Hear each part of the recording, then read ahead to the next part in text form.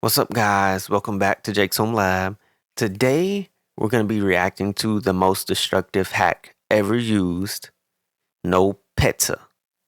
Petya. Petya. Either or. And it's uploaded on the Cyber News channel. Y'all know I love this channel. Has the best cyber news so far. So, let's get into it.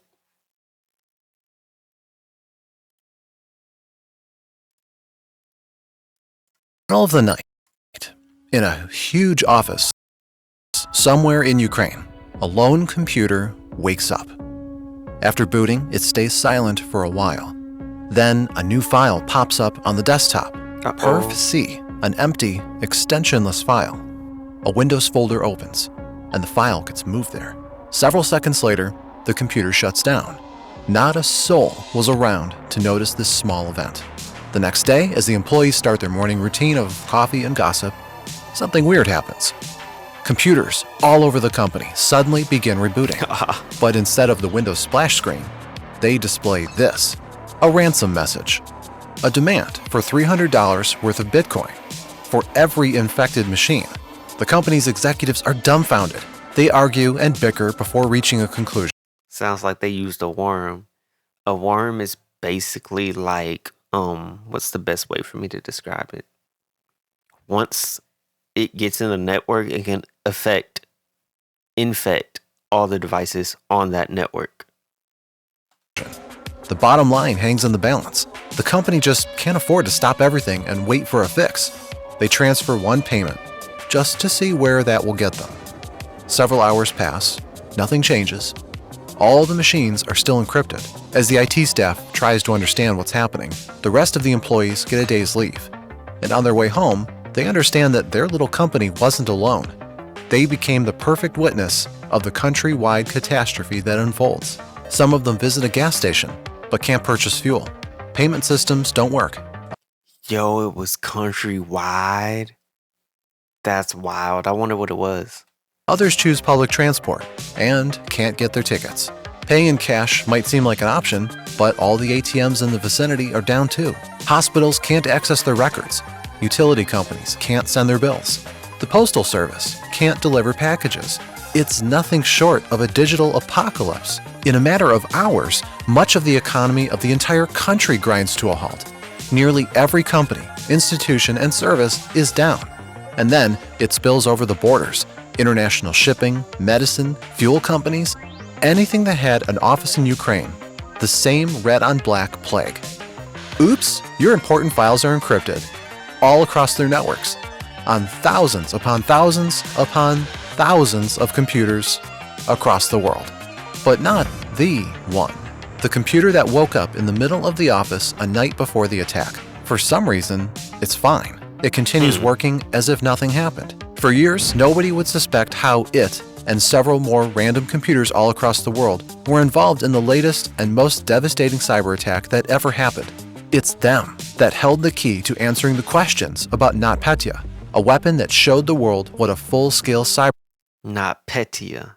Oh, I was way off. war looks like. It happened on June 27, 2017, and the world was never the same. The carefree air of the mid-2010s evaporated and got replaced with a new reality. There was no rollback. By 2017, devastating cyber attacks on Ukrainian infrastructure were nothing new. 2 years earlier, the country saw the first documented attack on the power grid, leaving nearly 250,000 people without electricity in the middle of a freezing winter. In 2016, the attack repeated, cutting off electricity for the capital, Kiev. Both attacks were different from your typical cybercriminal activity. They were done by people who knew the infrastructure and the inner workings of the Ukrainian electricity grid as well. They exploited some top-tier vulnerabilities and used incredibly powerful software that caused physical damage to the critical infrastructure. Anyone who got a glimpse at the code had no doubts. Those were operations only state-sponsored hacking groups were capable of. On the surface, the culprit seemed obvious. Since 2014, Ukraine was at war with Russia. It all started with a revolution in Kiev, or a coup, as Russia calls it. The Ukrainian presidential administration, notorious for its corruption, was overthrown by pro-Western citizens and politicians. At the time, the Russian military invaded and seized several regions of Ukraine in a land grab that will only be surpassed by the second invasion in 2022. As ceasefire agreements were being signed and the hot war in eastern Ukraine simmered down, the conflict moved away from the front lines. Sabotage operations, assassinations, every kind of guerrilla activity you can imagine became a daily occurrence. But now, for the first time in history, the warring sides had a new domain at their disposal. People in Ukraine and Russia lived a significant portion of their lives online. The infrastructure of both countries was heavily interconnected too. Both sides were more than eager to leverage that. By that point, Russia had ample experience in conducting offensive cyber operations. In 2007, it attacked Estonia in the world's first attempt to DDoS an entire country into chaos. In 2008, it repeated the same playbook during an invasion of Georgia, assisting its troops with digital shelling. Cybernetic attacks became an unspoken but major part of Russia's military doctrine. Each intelligence agency in the country saw it as a new tool at their disposal, but none of them were as enthusiastic as the main directorate of the General Staff of the Armed Forces of the Russian Federation, an agency popularly known as the GRU. Following the dissolution of the Soviet Union, the GRU was a relatively unknown but immensely powerful organization. Its roots go back almost a century, and its reputation was one of unrivaled ruthlessness. But by the early 2010s, almost none of that remained. The directorate was underfunded and understaffed. Many saw it as a failure, an agency completely overshadowed by the better-known, freshly renamed and facelifted FSB. But something weird happened after the outbreak of the First War in eastern Ukraine. The GRU suddenly found a way to reinvent itself. One part of that was a focus on cyber attacks. Ukraine, then the rest of Eastern Europe, then the entire world. The growth was spurred by an influx of new personnel. The GRU began attracting the most talented hackers in Russia, from distinguished university graduates to notorious cybercriminals. These cyber cowboys brought their own approach to the agency's operations. They were not afraid to take initiative, improvise, and even inject some personal flair into their work. Within GRU, there was even a group that kept leaving references to Dune, Frank Herbert's seminal work of science fiction, in each piece of their custom-built malware. These references were found after the attacks on the Ukrainian electricity grid in 2015 and 2016. Capitalizing on their discovery, the researchers were quick to give this hacker group an appropriate name: Sandworm. As the first reports on Sandworm's activities were published, complete with a list of nods to the book, Dune references ceased immediately. The attacks did not. Their attribution became more difficult. But by this point, the Sandworm performed enough attacks to become recognizable. The tools they used, the hours they operated, the barely perceptible calligraphy of their code. But above all, it was the targets. Few threat actors in the world were so focused on breaking specialized software, like industrial control systems. Even fewer were so proficient at it, and nobody else was as persistent at aligning their targets with political goals at the Russian Federation. The attack that defined Sandworm began on June 27, 2017. On one hand, the choice of this particular date seemed straightforward. It was the eve of a national holiday in Ukraine. Attacking on this day would carry a symbolic message and be more difficult to mitigate due to staff shortages. On the other hand, some researchers suggest there might have been another motive for launching NotPetya on that day, a motive hidden behind the perf.c file. The nature of the internet makes attacking one country extremely difficult. Countries are interconnected. Many institutions and companies don't even host their own websites, relying on cloud infrastructure and keeping the data in server farms elsewhere in the world. However, Sandworm found a clever way to bypass that. It infiltrated Medoc, a Ukrainian tax software tied to the whole Ukrainian economy. That's the downside to not, because the internet used to be that way. It used to be hosted on your own server. Companies would have their own servers, but now they're all in one place, a few places like Google, Amazon, and Microsoft servers, which is why whenever Amazon had that DNS issue where basically half the internet went down, that's why. Each company that paid taxes in Ukraine had to run Medoc on at least one of their computers. Hence, there was at least one computer that could lead to each and every company in the entire Ukraine. Medoc was infiltrated several years prior to 2017 through a simple phishing message with attached malware. After tricking an unwitting company employee into clicking it, The hackers snuck in and created a robust backdoor inside MeDoc systems. By doing this, they ensured access to every update MeDoc pushed out and every computer where its software was installed. Oh, I think I get it. So that computer had to stay up to continue to send out that the malware. And if they did that to that one, it wouldn't send it out. That's what I'm getting from it, but let's see. On June 27, it was time for another update. As people across Ukraine piled into their offices, chit-chatting about their holiday plans, the update was downloaded in the background, and something was hidden inside it. That something was a small piece of malware with an enormous virulent potential. NotPetya. It was a computer worm, and like with any worm, I was right. It was a worm. its goal was to replicate.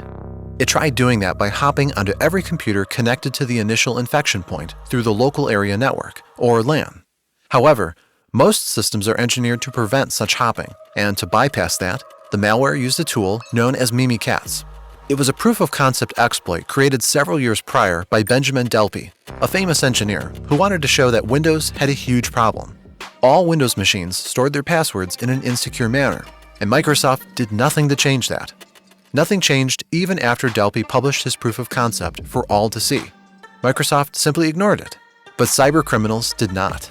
By using Mimikatz, NotPetya could jump into any computer on the network and gain administrator access to it. When that didn't work, it applied two other exploits, Eternal Blue and Eternal Romance. Both of them were developed by the US National Security Agency as incredibly advanced cyber weapons. They used an obscure feature in Windows, one that allowed for direct sharing of information between computers. Eternal Blue and Eternal Romance exploited this feature to share malicious code and eventually take over any computer on the same network. Both of them were snatched from the hands of the NSA by an enigmatic hacker group known as Shadow Brokers and posted online in one of the greatest leaks in the history of cybercrime. They immediately got integrated into some of the most destructive malicious programs ever developed, NotPetya being one of them. Eternal Blue and Eternal Romance allowed the malware to reach further than Mimikatz alone. And thanks to this combination, a single device with MeDoc was enough to spread NotPetya to an entire network. Once inside, the worm would wait for 1 hour, probing around and trying to find more ways to spread. At the same time, it would run another task: encryption. Each file on the computer would get subjected to a simple algorithm, turning it into gibberish, unreadable and unusable, losing all the data inside. 1 hour to do that. Plenty of time, even for the most cluttered hard drives. After encryption was complete, the device would reboot. Yeah, the worm would GTA display a cheats. message saying that a corrupted file system was being fixed. In reality, it was doing the opposite of that. The worm would spend this time encrypting the master boot record, the foundational piece of code that starts the computer and runs its operating system. Without it, Windows can't launch. After rebooting, the worm displayed a message, a set of instructions to transfer a small sum of money to a Bitcoin wallet. This was another layer of obfuscation. There was no mechanism to decrypt the gibberish all of the computer's data was turned into, no matter how much money you paid. It was a wiper, masquerading as ransomware. The obfuscation worked. Initial attempts to battle the attack were thrown off track.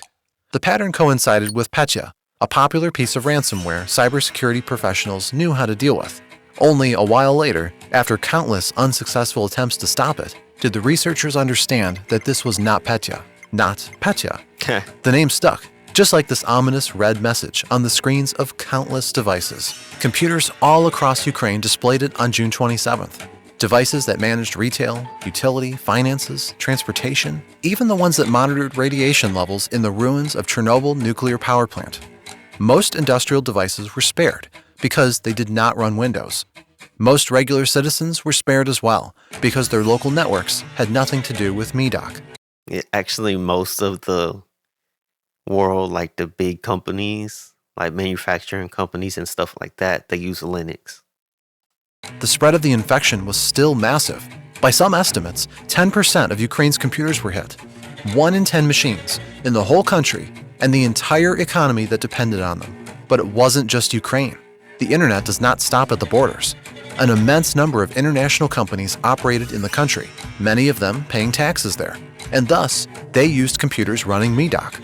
FedEx subsidiary TNT Express, food producer Mondelez International, consumer goods manufacturer Reckitt Benckiser, pharmaceutics giant Merck, COFCO, Saint-Gobain, Nuance Communications, and hundreds of other huge international companies. NotPetya found a way into all of them. The largest of the infected companies was Maersk, a Danish company responsible for nearly 13% of all goods shipped worldwide. Out of 76 terminals Maersk operated at the world's largest ports, 17 were paralyzed. Ships could not unload their cargo. Trucks could not be loaded with it. Supply chains across the world went down. The digital apocalypse spread and grew beyond anybody's expectations. But amidst all this chaos, a curious oddity stood out. Inside the companies that were devastated by NotPetya, some computers miraculously survived the attack. NotPetya spared them, destroying every single other machine on the same network, except for the ones that had a file named perfc in their Windows folders. All right, this is the cliffhanger moment. Now that we have your full attention, can we ask for a like and a subscribe? We don't have sponsors, and making content like this purely on YouTube revenue is difficult. So if you like what you see, let the algorithm know. Thanks, and back to perfc. This was a kill switch. Here's how it worked. The malware itself, despite the popular name, is a small file called perfc.dat. Call it whatever you want. Upon infection, NotPetya will get extracted into this file, and then it will look for a file with this name on the victim's computer as a way to check if it was already there. Because, well, there's no point in encrypting a computer twice. However, simply creating an empty file named perfc and placing it in the Windows folder would lead to the same result. The only requirement being that the file must be read-only. So, NotPetya gets onto a computer, extracts itself, and looks for perfc. Is it there? If yes, the worm stops in its tracks. If not, it proceeds to destroy everything it sees. This curiosity was first discovered by Amit Serper, a researcher who worked for an Israeli cybersecurity company, Cybereason, and was among the first to analyze NotPetya. So I started going over the sample, and I said, okay, so in Windows, when you want the process to quit or exit, there's an API call, a function that's called exit process. So I was like, I wonder if exit process is implemented in this and what calls it. So I actually found a call to exit process, and I saw that it was looking for a name of a file in a specific path. And if that file existed, then the malware would quit. I called a few of my coworkers, some in the US, some in Israel, and I was like, hey, do me a favor, take the sample, put it in a virtual machine, call it sample.exe, and put a file called sample.dat in Windows System 32 or whatever. Tell me what happens. And they tell me, nothing's happening. It's like, we double click the file and it just dies. And I was like, oh, sweet. Now we only have to find the original name of the file. So I posted on Twitter, back then it was Twitter, and basically two really cool things happened pretty much like 5 seconds from each other.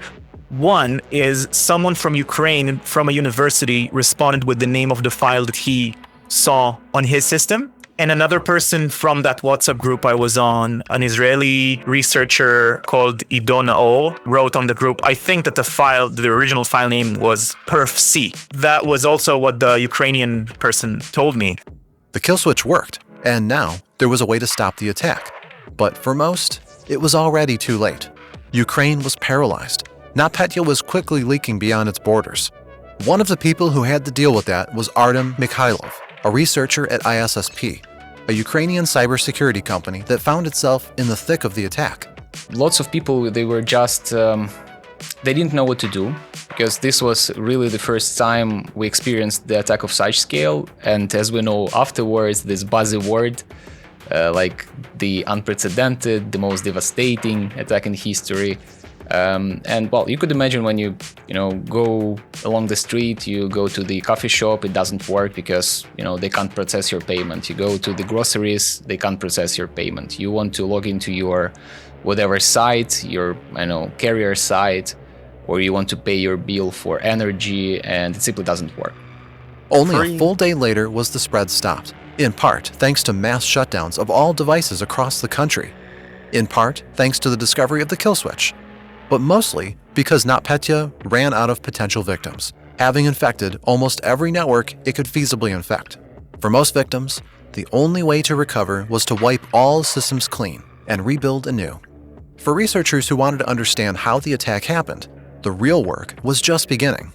So yeah, it was a traditional investigation. We grabbed all the logs, all the telemetry, everything which remained, because thanks God, NotPetya didn't encrypt entirely everything. It encrypted only 10% of computers in Ukraine, which sounds kind of amazing, but still it's not 100%, right? So we had this opportunity to work around with what we're able to get from those machines. And eventually we built up kind of the sequence of actions, the patient 0, then the second patient, and how it started to spread. And, usual suspects, social engineering, existing vulnerabilities, and the NSA exploits from which nobody had cure at that time.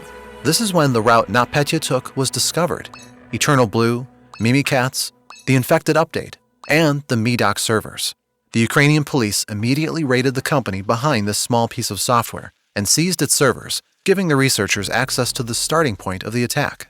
So we actually got access to, I don't even think that these hard drives were imaged. I think it was like the actual hard drives. Because what we found out was that the Ukrainian authorities, they have like the cyber police or something. They came into this company's office, got the servers, yanked out the hard drives, put them in black plastic garbage bags, and, took them to the police headquarters. And I'm pretty sure that the hard drives that I got access to were the original ones. I don't think they even imaged them. But again, I don't know. And at one point I was basically taking a bath with my laptop, and I was like reverse engineering stuff in my bathtub. A short analysis was enough to understand how NotPetya worked, and also how it exploited MEDOC, an innocent company that found itself in the wrong place at the very, very wrong time.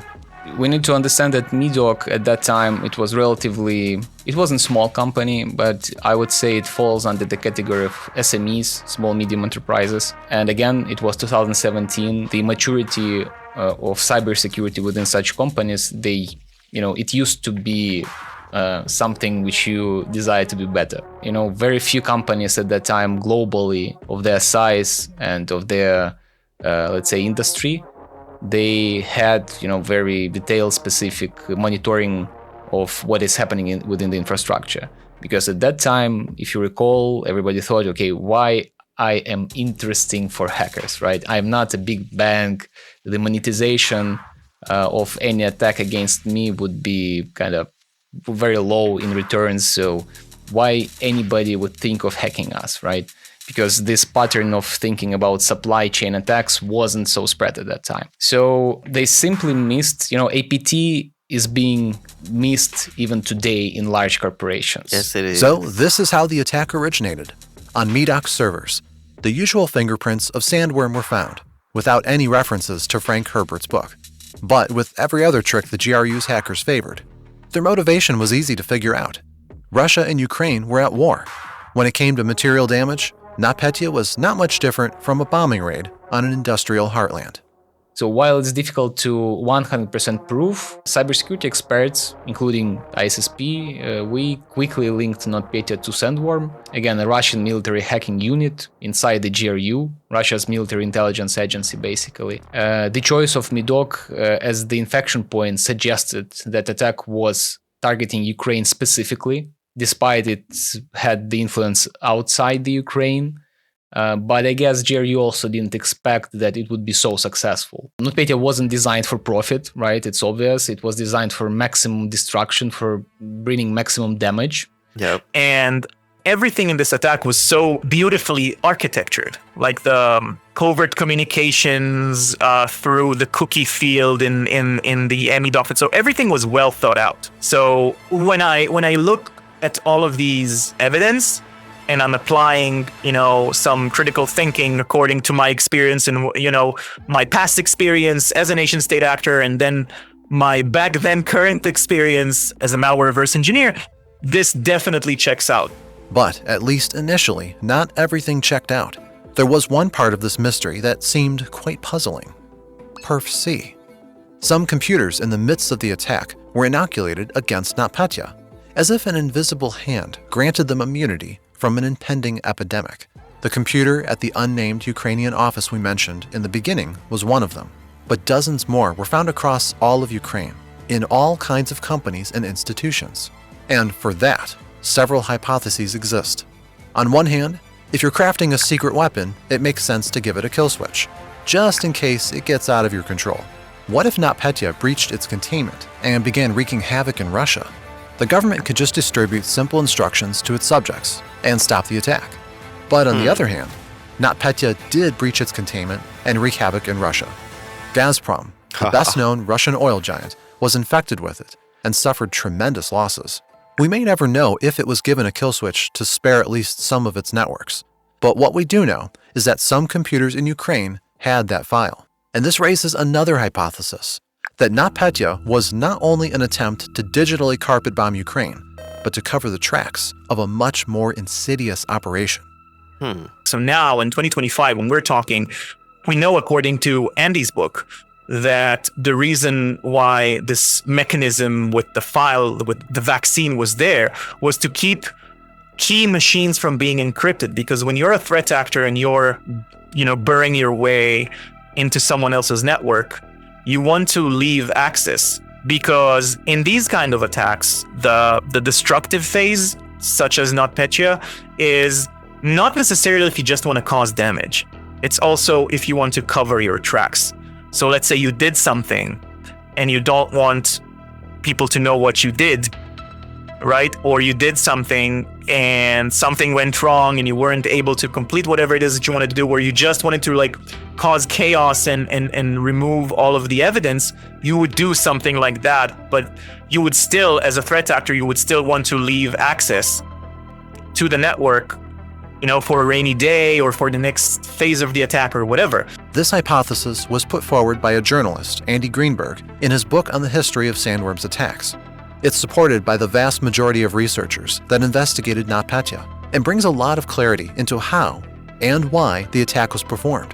If we believe this hypothesis, NotPetya was not just a wiper designed to cause as much damage as possible. It was designed to cover the tracks of previous cyber espionage operations and prepare the soil for more such operations in the future. Russia not only carpet-bombed Ukrainian infrastructure, but also erased the footprints that may have compromised its spies, and also carefully avoided excessive damage, leaving the doors open for future infiltration. From my past experience as someone who used to be a nation-state actor, it makes sense. I mean, it makes sense to because again, this was an operation that was very successful, maybe even too successful, right? And a lot of thought was put into it. They wanted to leave it there just in case they want to hit him with a round two. A lot of thought was also put into learning lessons from this attack. After all, it was the largest one the world ever experienced. Its damage was measured in at least $10 billion, this sum being the lowest possible estimate, rather than an actual cost to repair the systems and compensate for the damage. Countless international companies were infected, and many of them kept the breaches secret. Still, for most people, it was a wake-up call, and one everybody preferred not to miss. So after the NotPetya, we had a boost of tabletop exercises across different industries, right? We had a boost for services which we came up with after NotPetya, and we called them compromise assessments. So from this perspective, obviously, when you're very near to that, when you simply can't pay for your groceries, when you're on the road before the holiday day, obviously it influences, right, the mindset. And you understand, okay, it looks like important. And either we should refuse from using digital systems, or we should invest into cybersecurity and change something. And even during last 3 years, we had attacks even bigger than NotPetya in a sense. But because of Russians has prepared us, again, in a sense, to fighting back with those cyber attacks, the impact was kind of lower. So yeah, we had lots of interest from professionals in the industry. They all came to Ukraine to speak, not just, to have a phone call, but they wanted to have hands-on on, to feel it, how it's like to be a nation which was so heavily affected. Not all lessons were learned, though. It took the United States and other countries several years to call out Russia for doing it, even despite the researchers pointing to GRU's fingerprints from day one.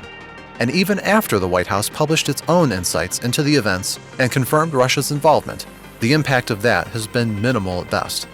And I think that what we should have asked, as not necessarily as security professionals and security researchers and reverse engineers, but as people, as citizens of the world, we should have demanded our governments and international organizations such as the UN, or I don't know, like, to maybe actually do something useful with all of their resources and have stronger mechanisms to hold countries, threat actors, whatever, people who do these malicious operations, to hold them accountable. Yes. And what happened with WannaCry, with NotPetya, with myself and other people was that it was the researchers, the individual researchers, not as companies, but as as I said, I was sitting in my parents' living room in Israel with like nothing to do and 4 hours to kill.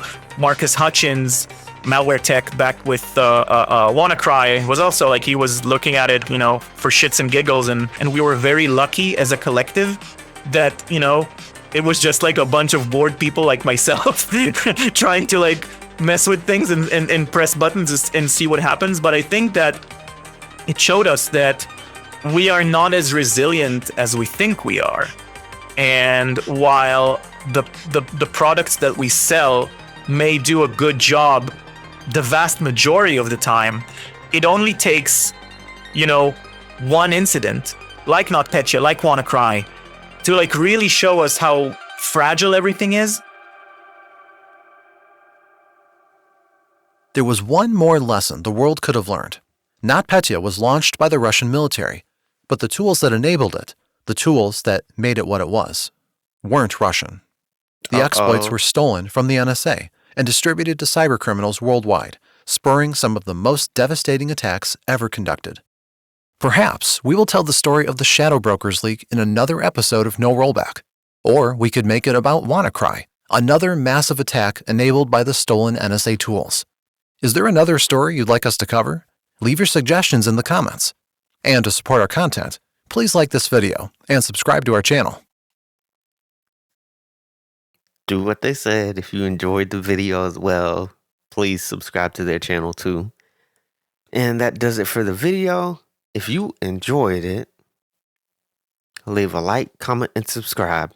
Have a great day. And remember, anything that can be hacked will be hacked.